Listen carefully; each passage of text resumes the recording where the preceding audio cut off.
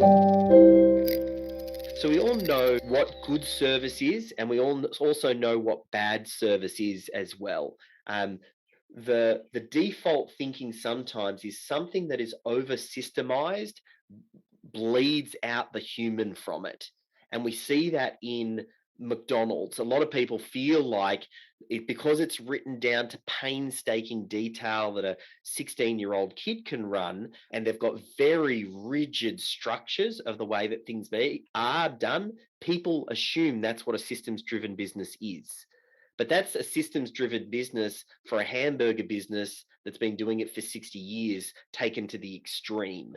There is still a place for recruiting intelligent people, giving them a framework on how to think and how to approach things, but still respecting their intelligence, giving them enough room to bring creativity and thought and customize that final 10% and bring the creativity. And I think Amy just mentioned, and Ashling as well, with the Lego and Disney are great examples of that. They're actually systems driven companies, but their customer experience and the way that they do things, and it's everybody like Disney, it's a magical experience every time that someone walks into the gift shop. Just before that, they pull everything to the front of the shelves and they reset things so everybody has this experience when they go through. And that is a system, but it's a system that's so well tailored that the person has the magic moments. And a big part of what we do is we try and create magic moments for our clients and our prospects. Even when it's a disgruntled customer, even when you don't end up selling them something, even when things don't quite go as planned, even now where we went off track with all of our recordings and technical issues at the start, making the most of that, and then that becomes a bonding experience. Because now all of you realize that we're human and we make mistakes and things happen, and that becomes part of now our relationship and experience together. So it's even when things go off track and they're not quite following the process, it's how do we do things to get it back on track and have that experience. So that's a big part of this idea of relationship selling. And I touched on the idea of some values. I think a big part of this also, and I touched on who our target audience is. So our target audience is the business owners, and you already have a sense for what that is. But if we are going to create this magical experience and we're going to create systems to see what we can do to accelerate that magical experience, we want to tailor it to a certain person. So, a big part of this, for whether or not you're a business owner or you're thinking about your own consulting business, is getting super clear on who your target audience is. That really, getting crystal clear on who that is and optimizing all of your marketing, your delivery of your product and service, your selling to that one target audience. That's what you build your systems around.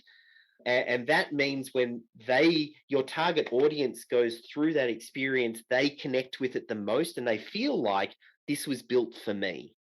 So a few of you that have read this go, when I read Systemology was for me and I got it and it spoke to me. And the reason it spoke to you is, one, I'm the target audience. So I was really writing the book for myself.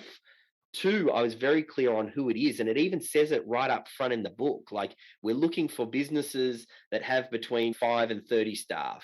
They've been in business for a few years. The business owner is the bottleneck. They've already got product to market fit, but they haven't been able to move beyond the founder or a few key team members. Maybe they've read the E-Myth, Traction, Built to Sell, some of these other books, but they haven't yet been able to deploy systems thinking. So I set the stage for who that target audience is. And then when you read the book, which is right at the front of our funnel, you connect with that. And if you go, that's me, then you go register for the free resources. You hop into this sequence that we take you through to move you through a customer journey that we're going to talk about over the next couple of sessions. And you'll learn about that customer journey.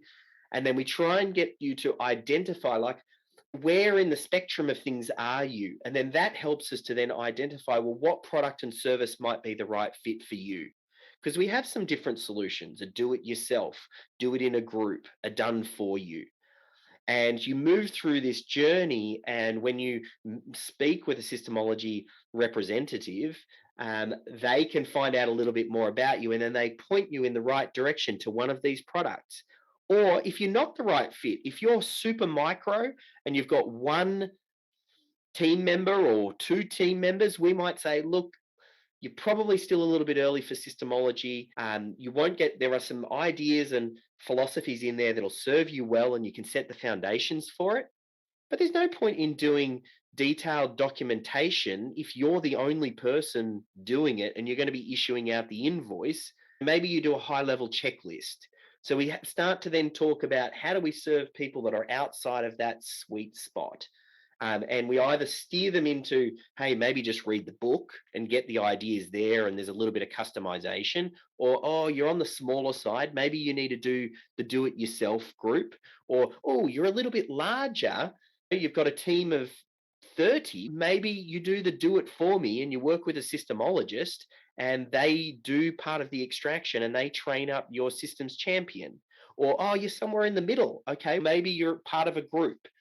So getting clear on who that target audience is really important. And then the nuance of where they might be in that spectrum once we're clear on that. And that's a big part of everything when you're building your own business starts with that.